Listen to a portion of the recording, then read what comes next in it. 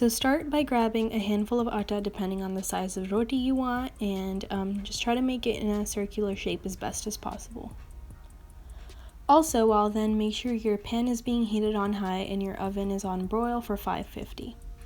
Now just roll out your dough.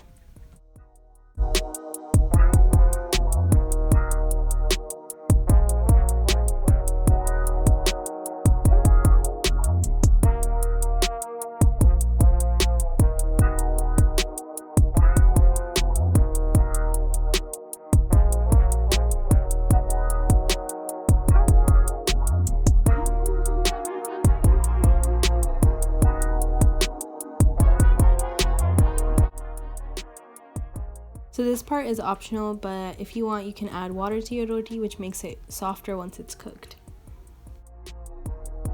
Now just leave the roti on the pan until the bottom side is almost like fully cooked, and then after that you guys can go ahead and add it to the oven.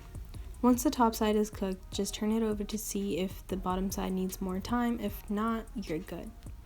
And that was our end result.